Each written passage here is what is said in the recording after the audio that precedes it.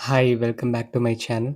ಇವತ್ತು ಆ್ಯಕ್ಚುಲಿ ನಾನು ಬೆಂಗಳೂರಿಂದ ತುಂಬಾನೇ ಹತ್ತಿರದಲ್ಲಿರುವಂಥ ಒಂದು ಬ್ಯೂಟಿಫುಲ್ ಟೆಂಪಲ್‌ನ ನಿಮ್ಗೆ ತೋರಿಸ್ಕೊಡ್ತೀನಿ.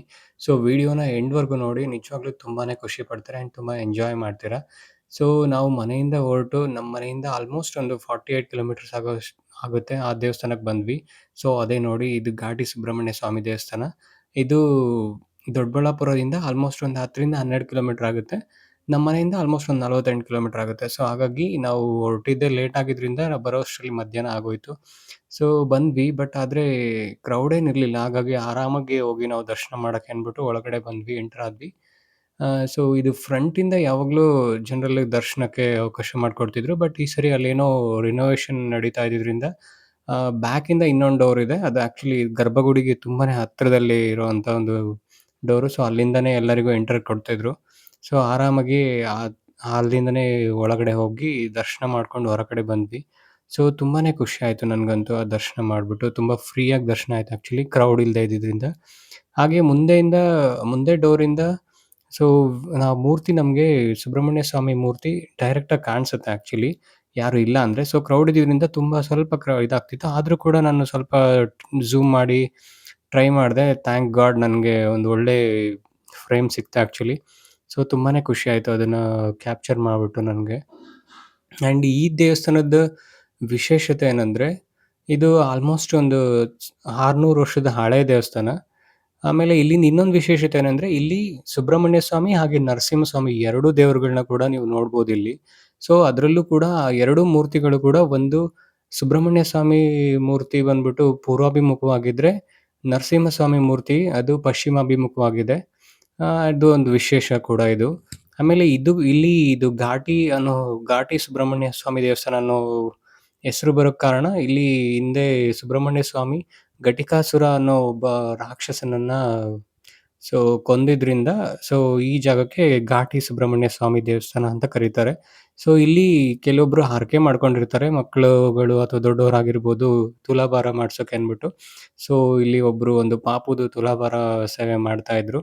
ಅಂದ್ರೆ ಅದ್ರ ವಿಶೇಷತೆ ಏನಂದ್ರೆ ಆ ತುಲಾಭಾರ ಸೇವೆ ಅಂದ್ರೆ ಅದು ಯಾರಿಗೆ ಹರಕೆ ಮಾಡ್ಕೊಂಡಿರ್ತಾರೋ ಅವರಷ್ಟೇ ತೂಕದ್ದು ಏನಾದ್ರೂ ಒಂದು ಸಾಮಗ್ರಿ ಅಥವಾ ದವಸ ಧಾನ್ಯ ಇರ್ಬೋದು ಅಥವಾ ಅಕ್ಕಿ ಆ ಥರದ್ದೇನಾದ್ರೂ ಕೊಡುವಂಥ ಪದ್ಧತಿ.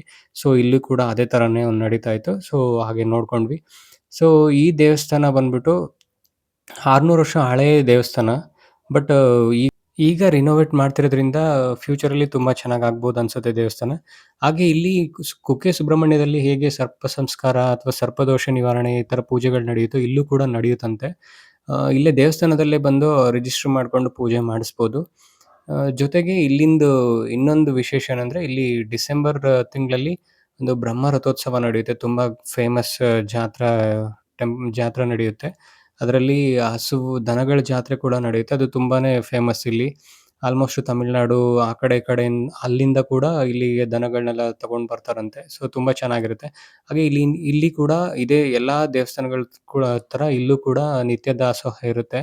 ಸೊ ದಾಸೋಹ ಮಂದಿರದಲ್ಲಿ ನಾವು ಕೂಡ ಹೋಗಿ ಹಾಗೆ ಅಲ್ಲಿ ಪ್ರಸಾದ ತಗೊಂಡ್ವಿ. ಅಂದ್ರೆ ಇಲ್ಲಿ ಪಾಯಸ, ಅನ್ನ ಸಾಂಬಾರ್ ಮತ್ತೆ ಮಜ್ಜಿಗೆನ ಪ್ರಸಾದವಾಗಿ ಕೊಡ್ತಾರೆ. ಸೊ ನಾವು ಕೂಡ ಅಲ್ಲಿ ಪ್ರಸಾದ ಮಾಡ್ಕೊಂಡು ಹಾಗೆ ಜಸ್ಟ್ ಹೊರಗಡೆ ಬಂದ್ವಿ. ಇದಂತೂ ತುಂಬಾ ಹಳೆ ಟೆಂಪಲ್ ಅಂತ ಅನ್ಸೋದೇ ಇಲ್ಲ. ಅಷ್ಟು ತುಂಬಾ ಅದ್ಭುತವಾಗಿದೆ ಟೆಂಪಲ್. ಆಂಡ್ ತುಂಬಾ ಇತಿಹಾಸ ಇರುವಂಥ ಟೆಂಪಲ್ ಕೂಡ ಇದು. ಸೊ ನಾನಂತೂ ತುಂಬಾ ಖುಷಿಪಟ್ಟೆ ಇಲ್ಲಿಗೆ ವಿಸಿಟ್ ಮಾಡಿ. ಇದು ಸೆಕೆಂಡ್ ಟೈಮ್ ಬಂದಿದ್ದು ನಾನು. ಸೊ ಮಧ್ಯಾಹ್ನ ಬಂದಿದ್ರಿಂದ ತುಂಬಾನೇ ಬಿಸಿಲಿತ್ತು. ಸೊ ಹಾಗಾಗಿ ಇಲ್ಲಿಂದ ಬೇರೆ ಕಡೆ ಯಾವುದಾದ್ರೂ ಪ್ಲೇಸ್ ನೋಡ್ಕೊಂಡು ಹೋಗೋಣ ಅಂತ ಪ್ಲಾನ್ ಇತ್ತು. ಬಟ್ ತುಂಬಾ ಬಿಸಿಲಿದ್ದಿದ್ರಿಂದ ಆಲ್ಮೋಸ್ಟ್ ಬೇರೆ ಯಾವುದೂ ಎಲ್ಲೂ ಹೋಗೋದು ಬೇಡ ಅಂತ ಡಿಸೈಡ್ ಮಾಡ್ಕೊಂಡ್ವಿ. ಬಟ್ ಇಲ್ಲಿಂದ ದೇವಸ್ಥಾನದಿಂದ 1 ಕಿಲೋಮೀಟರ್ ಡಿಸ್ಟೆನ್ಸಲ್ಲಿ ಒಂದು ವಿಶ್ವೇಶ್ವರಯ್ಯ ಪಿಕಪ್ ಡ್ಯಾಮ್ ಅಂತ ಒಂದು ಚಿಕ್ಕದೊಂದು ಡ್ಯಾಮ್ ಇದೆ ಅಂತೆ. ಸೊ ಅದು ಚೆನ್ನಾಗಿದೆ ಅಂತ ಚೆಕ್ ಮಾಡಿದೆ ನಾನು ಕೂಡ ಗೂಗಲಲ್ಲಿ. ಹಾಗಾಗಿ ಅಲ್ಲೊಂದ್ಸರಿ ವಿಸಿಟ್ ಮಾಡೋಣ ಅಂತ ಪ್ಲಾನ್ ಮಾಡ್ಕೊಂಡು ಹೋಗೋಣ ಅಂತ ಹೊರಟ್ವಿ. ಅಲ್ಲೇ ದೇವಸ್ಥಾನದಿಂದ ಹಿಂದೆ ಒಂದು ರೋಡ್ ಹೋಗುತ್ತೆ. ಸೊ ಅದೇ ರೋಡಲ್ಲಿ ಬಂದ್ರೆ 1 ಕಿಲೋಮೀಟರ್ ಡಿಸ್ಟೆನ್ಸಲ್ಲಿ ಇದು ಪಿಕಪ್ ಡ್ಯಾಮ್. ಇದೇನೇ ವಿಶ್ವೇಶ್ವರಯ್ಯ ಪಿಕಪ್ ಡ್ಯಾಮ್. ಇದು ಸಿಗತ್ತೆ ಕೂಡ. ಸೊ ಇದು ತುಂಬಾ ಚೆನ್ನಾಗಿದೆ ಆಕ್ಚುಲಿ. ತುಂಬಾ ಚಿಕ್ಕದಾಗಿ ಅನ್ಸುತ್ತೆ. ಬಟ್ ಡ್ಯಾಮ್ ತುಂಬಾ ಚೆನ್ನಾಗಿದೆ. ಇದು ಬ್ಯಾಕ್ ಸೈಡ್ ಎಲ್ಲ ನಿಮ್ಗೆ ಬೆಟ್ಟ, ಗುಡ್ಡ ಅದೆಲ್ಲ ಒಳ್ಳೆ ವ್ಯೂ ಪಾಯಿಂಟ್ ಇದೆ ಮಾತ್ರ. ಇನ್ನ ಇದು ಮಾನ್ಸೂನಲ್ಲಿ ಬಂದ್ರೆ ಮೇ ಬಿ ನೀರ್ ಜಾಸ್ತಿ ಇರುತ್ತೆ ಅನ್ಸುತ್ತೆ. ಹಾಗಾಗಿ ಆ ಟೈಮಲ್ಲಿ ಬಂದ್ರೆ ಒಳ್ಳೆ ವ್ಯೂ ಸಿಗುತ್ತೆ ನಿಮ್ಗೆ. ಸೊ ಈ ಕಡೆಯಿಂದ ಆ ಕಡೆ ದಡದಕ್ಕೂ ಹೋಗ್ಬೋದು ನೀರಿಲ್ದೇ ಇರೋದ್ರಿಂದ. ನೀರಿದ್ದಾಗ ಮೇ ಬಿ ಸ್ವಲ್ಪ ಹೋಗೋದು ಕಷ್ಟ ಅನ್ಸ್ಬೋದು. ಬಟ್ ಆ ವ್ಯೂ ಪಾಯಿಂಟ್ ಅಂತೂ ಮಾನ್ಸೂನಲ್ಲಿ ಬಂದ್ರೆ ತುಂಬಾನೇ ಬ್ಯೂಟಿಫುಲ್ ಆಗಿರುತ್ತೆ. ಸೊ ನಾನಂತೂ ತುಂಬಾನೇ ಎಂಜಾಯ್ ಮಾಡಿದೆ ಇಲ್ಲಿ. ನೀವು ಕೂಡ ಈ ದೇವಸ್ಥಾನಕ್ಕೇನಾದ್ರೂ ವಿಸಿಟ್ ಮಾಡೋ ಪ್ಲಾನ್ ಇದ್ರೆ ಬನ್ನಿ. ತುಂಬಾನೇ ಚೆನ್ನಾಗಿದೆ ಟೆಂಪಲ್. ಹಾಗೆ ಈ ಡ್ಯಾಮ್‌ನ ಕೂಡ ಒನ್ಸ್ ವಿಸಿಟ್ ಮಾಡಿ. ಸ್ಪೆಷಲಿ ಮಾನ್ಸೂನ್ ಟೈಮಲ್ಲಿ ಬಂದ್ರೆ ಮಾತ್ರ ಮಿಸ್ ಮಾಡಬೇಡಿ. ತುಂಬಾನೇ ಚೆನ್ನಾಗಿರುತ್ತೆ ಅನ್ಸುತ್ತೆ ವ್ಯೂ. ಆಕ್ಚುಲಿ ಬ್ಯಾಕ್‌ಗ್ರೌಂಡ್ ಎಲ್ಲ ವ್ಯೂ ತುಂಬಾನೇ ಚೆನ್ನಾಗಿದೆ. ಸೊ, ತುಂಬಾನೇ ಎಂಜಾಯ್ ಮಾಡ್ತೀರಾ ನೀವು ಕೂಡ. ನಾನು ಕೂಡ ತುಂಬಾನೇ ಎಂಜಾಯ್ ಮಾಡಿದೆ. ಸೊ, ನೀವು ಕೂಡ ಬನ್ನಿ ಎಂಜಾಯ್ ಮಾಡಿ. ಸೊ, ಇನ್ನೂ ಯಾರಾದ್ರೂ ನನ್ನ ಚಾನಲ್‌ನ ಸಬ್ಸ್ಕ್ರೈಬ್ ಮಾಡಿಲ್ಲ ಅಂದ್ರೆ ದಯವಿಟ್ಟು ಸಬ್ಸ್ಕ್ರೈಬ್ ಮಾಡ್ಕೊಳ್ಳಿ. ಇದೇ ಥರದ ವೀಡಿಯೋಸ್‌ಗಳನ್ನ ಎಕ್ಸ್‌ಪೆಕ್ಟ್ ಮಾಡಿ. ಸೊ, ಅಲ್ಲಿವರೆಗೂ ಈಗ ಮತ್ತೆ ನೆಕ್ಸ್ಟ್ ವೀಡಿಯೋದಲ್ಲಿ ಸಿಗ್ತೀನಿ. ಅಲ್ಲಿವರೆಗೂ take care. Bye bye. Thank you so much.